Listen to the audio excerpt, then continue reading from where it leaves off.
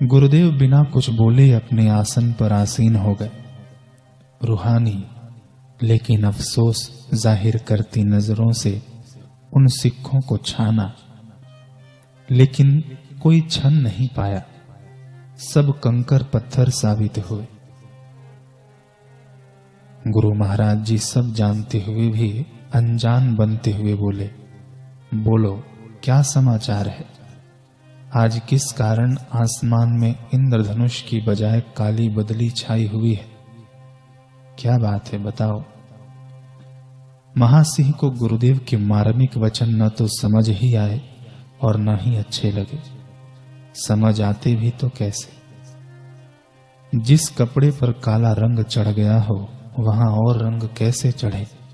और जहां तक वचन न अच्छे लगने की बात है, तो भला किसी नशे में धुत शराबी को कभी गर्मा गर्म दूध अच्छा लगता है क्या?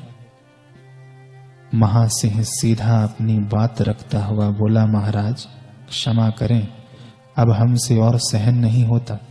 हम सबने वापस जाने का फैसला कर लिया है, बस आपकी आज्ञा लेने आए हैं। यह सुनकर गुरु महाराज जी के भाल पर कोई रेखा नहीं उभरी, न शोक की न क्रोध की।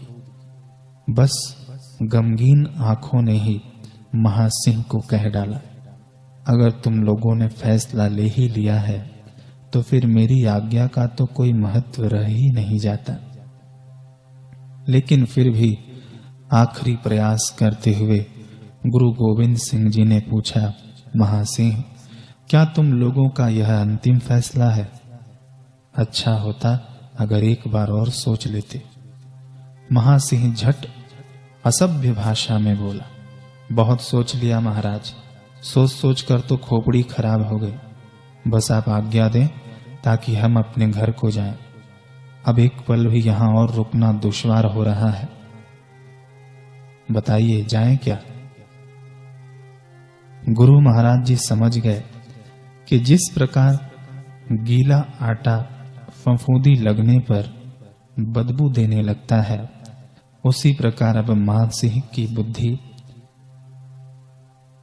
भी दुर्गंध मारने लगी है। गुरु महाराज जी आहत स्वर में एक कलेजा चीरने जैसा वाक्य बोले, ठीक है महासिंह, अगर तुम लोगों ने जाने की ठान ही ली है तो जाओ, लेकिन महासिंह कागज की छाती पर लिख दो ये कातिल शब्द कि हम तुम्हारे गुरु नहीं और तुम हमारे शिष्य नहीं। यह बेदावा मतलब एक तरह का इकरारनामा। यह बेदावा लिखकर तुम सब जा सकते हो। महासिंह का दुर्भाग्य कि उसने कलम उठाई और वह लिख दिया जिसे लिखने में स्वयं विधाता भी अक्षम है कि हम तुम्हारे शिष्य नहीं और तुम हमारे गुरु नहीं। महासिंह। इसके बाद कागज मोड़कर महासिंह ने गुरु महाराज की तरफ बढ़ा दिया।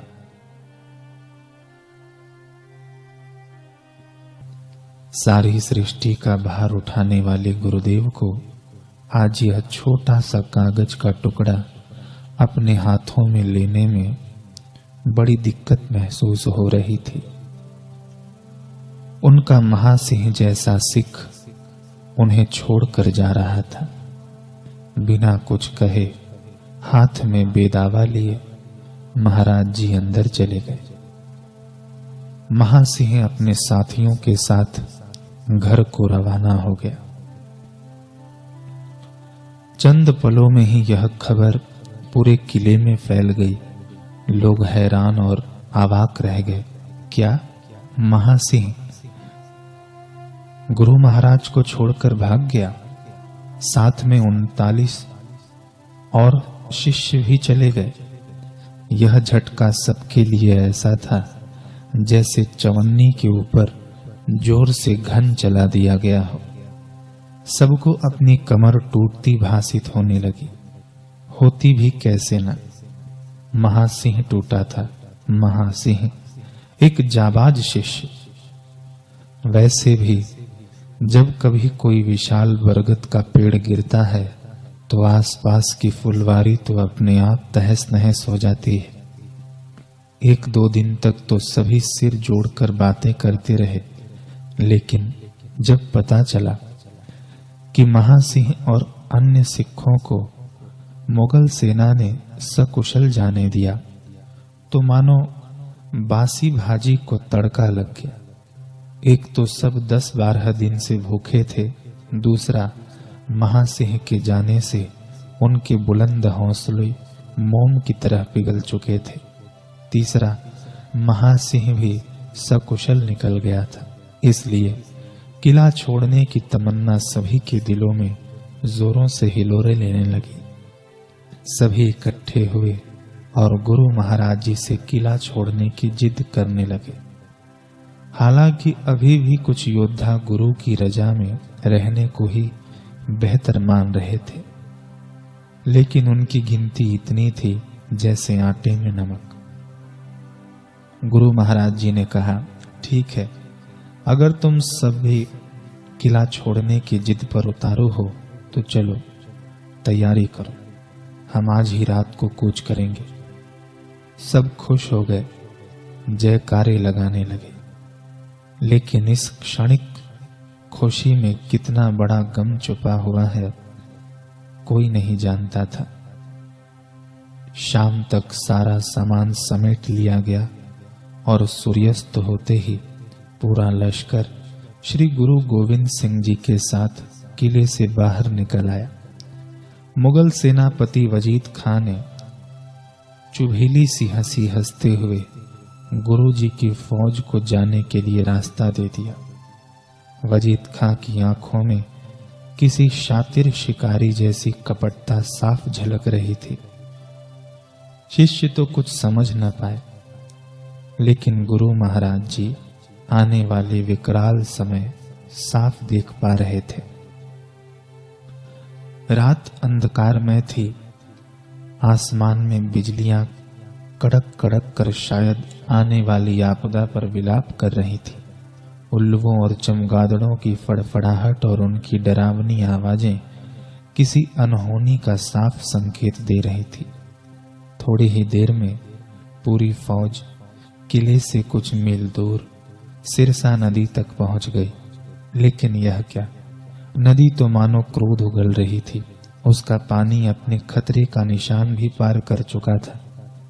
जिस प्रकार अजगर किसी खरगोश को निगल जाता है, सिरसा नदी का एकमात्र पुल उसकी उफनती लहरों ने निगल लिया था।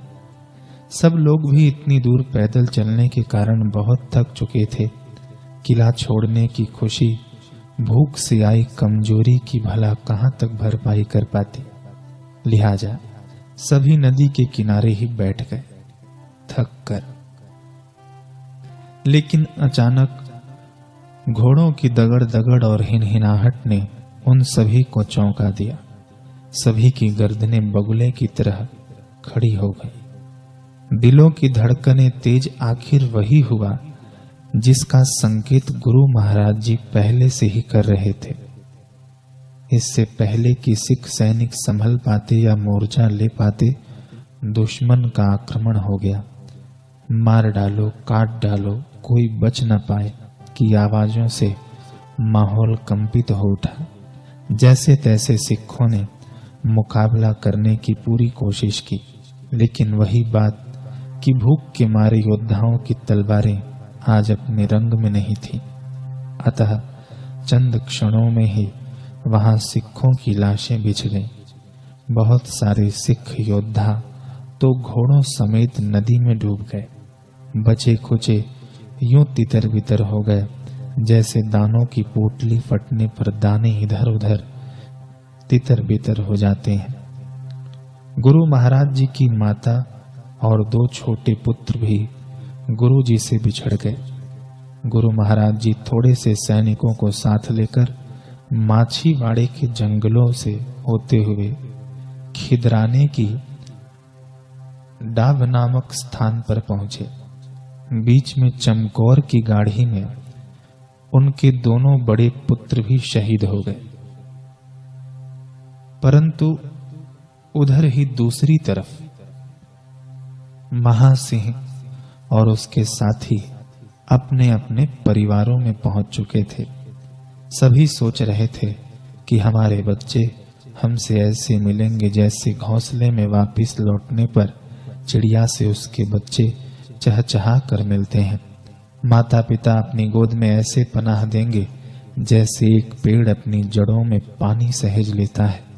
पत्नी तो शायद ऐसे देखेगी जैसे चकोर चांद को निहारती है।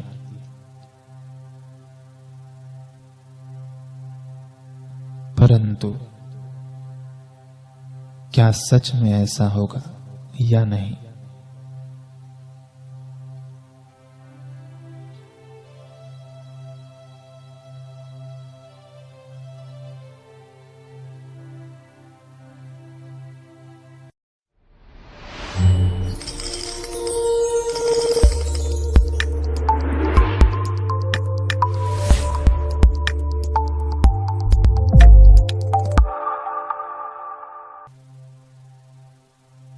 महासिंह और उसके साथी अपने अपने परिवारों में पहुंच चुके थे।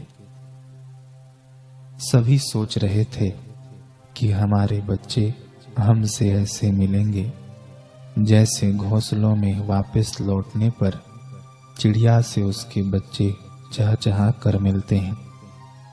माता पिता अपनी गोद में ऐसे पनाह देंगे जैसे एक पेड़ अपनी जड़ों में पानी सहेज लेता है। पत्नी तो शायद ऐसे देखेगी जैसे चकोर चांद को निहारता है।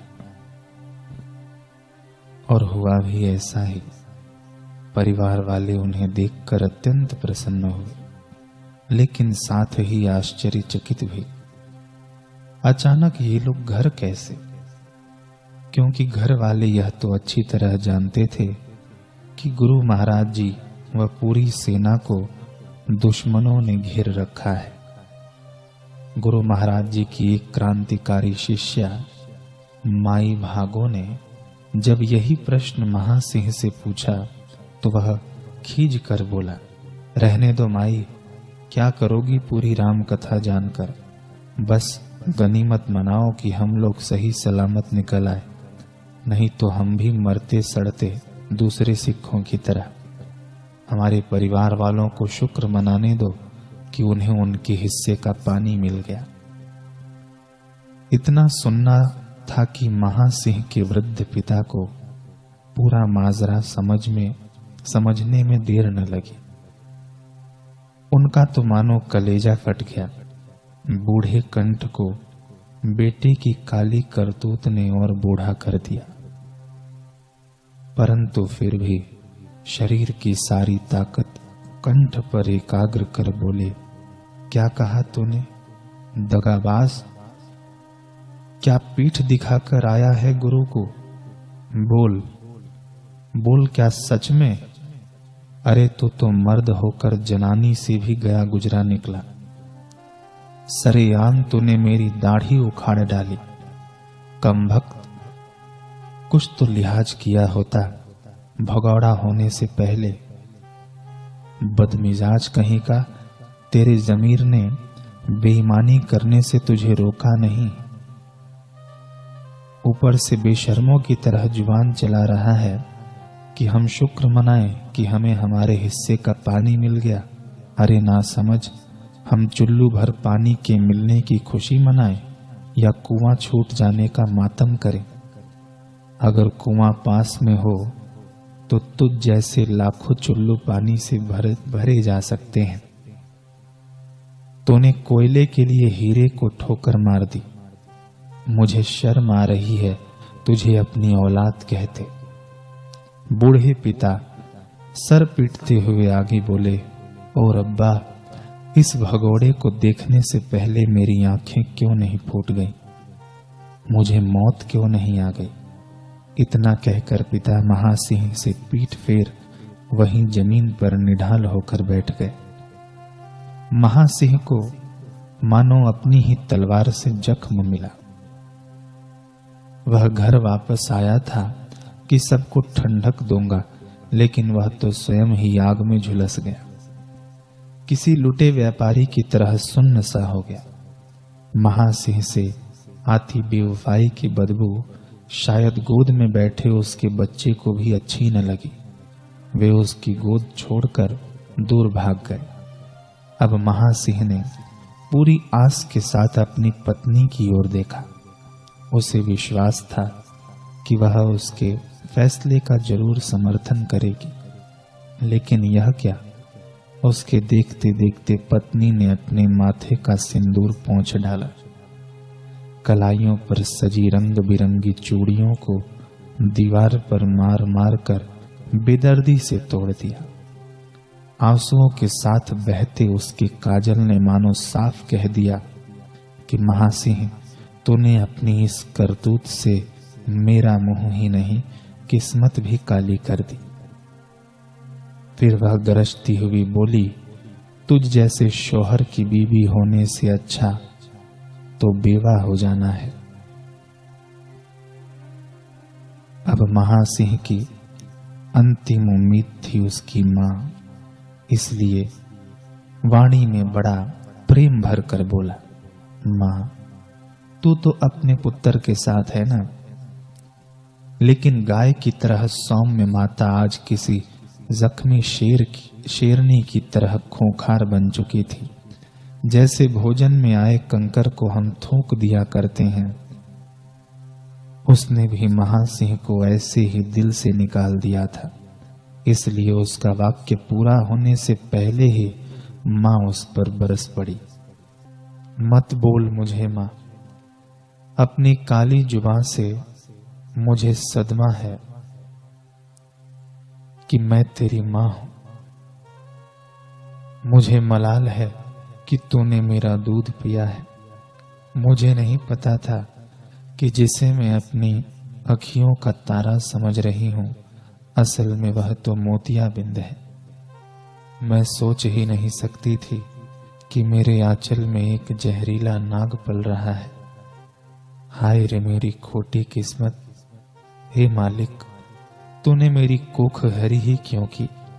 इससे तो अच्छा होता मैं बांझ होती।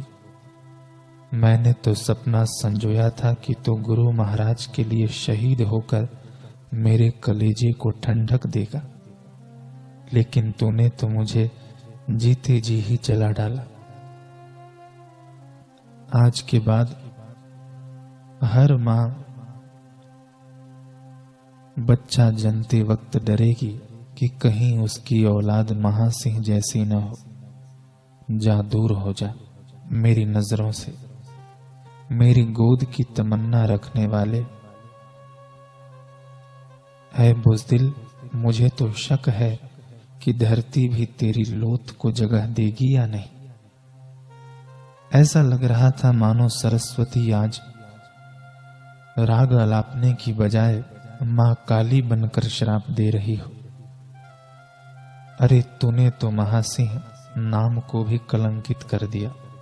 गुरु ने तेरे हाथों में तलवार और ढाल सौंपी थी, लेकिन अफसोस तेरी कमजोर कलाइयां उसका भार न उठा पाई। तेरी ये नामर्द कलाइयां तो चूड़ियां पहनने के लिए ही बनी है। ले, यह ले, आज से तू अपने दूसरे नामर्द साथियों के साथ ये चूड़ियां पहनकर घर में बैठ। तुम्हारी जगह हम सब औरतें जंग लड़ने जाएंगी। इतना कहकर मां ने अपनी चूड़ियां उतारकर महासिंह के मुंह पर दे मारी। महासिंह पत्थर हो गया। अपनी ही मां चूड़ियां मुंह पर दे मारे, भला इससे बड़ी जिल्लत एक योद्धा के लिए और क्या हो सकती है। परिवार के सदस्य तो दूर की बात, मकान की एक एक ईंट भी उसको घूर रही थी और फटकार रही थी। वह बेजान सा होकर घुटनों के बल बैठ गया। अब कहीं कोई अपना नहीं था। सब ओर से उसे ठोकर लग चुकी थी। उसकी आंखें थक कर बंद हो गईं। एक दर्दीला पछतावा उसके रग रग को झंझोड़ने लगा। उसका रोम रोम पश्चाताप के अंगारों से जलने लगा। आंसू आंखों के किवाड़ लांघ कर बाहर निकल पड़े। तन मन दर्द की टीस से भीज गया।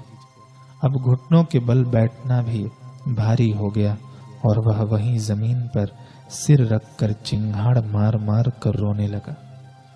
लेकिन फिर भी भरे पूरे परिवार में से कोई भी उसे चुप कराने के लिए आगे नहीं बढ़ा। महासिंह की हालत उसे हिरण की तरह हो चुकी थी, जो पानी की आस में अपना झुंड छोड़कर दूर निकल आया था, लेकिन रेगिस्तान के ऊंचे वीरान टीलों में फंस चुका था। उसे न तो अपना झुंड मिला था और न ही पानी। लेकिन तभी एक हमदर्दी भरा हाथ महासिंह के कंधों पर आकर टिका। उस स्पर्श में एक अजीब सी ठंडक थी। महासिंह उठो, निराश मत हो। भूल किससे नहीं होती। सोने जैसी दोपहरिया देने वाला सूर्य भी कभी कभी काला घना अंधेरा दे जाता है, परंतु क्या उस गम से वह दोबारा कभी उदय नहीं होता? नहीं, वह फिर उगता है और उस काली अंधेरी रात को रौंद कर पूरे जगत पर छा जाता है। तुम्हें भी ऐसा ही करना है, इसलिए उठो, जागो महासिंह। खाक हो चुके जज्बातों के ढेर पर अपने शिष्यत्व के महल का फिर निर्माण करो। निराशा की खाइयों से निकलकर जोश, समर्पण और बलिदान की चोटियों पर फतह के झंडे फहरा दो। हिम्मत करो महासिंह, साहस जुटाओ। बलिदान बाहें फैलाकर तुम्हारा इंतजार कर रहा है। शहादत का मार्ग तुम्हारी प्रतीक्षा में है। महासिंह को नया जीवन देते ये शब्द गुरु महाराज जी की क्रांतिकारी शिष्या माई भागो के थे। महासिंह के लिए माई भागो एक फरिश्ता बनकर आई थी, लेकिन फिर भी महासिंह अपनी लाचारी प्रकट करता हुआ बोला, माई भागो, क्या अब भी यह संभव है? मेरी जिंदगी तो सूखा रेगिस्तान बन चुकी है। क्या अब भी इसमें झरना फूटने की कोई उम्मीद है? मैं तो ऐसा अभागा पक्षी हूँ जिसके दोनों पंख कट चुके हैं। क्या ऊंची उड़ान भरना अब भी मेरे वश में है?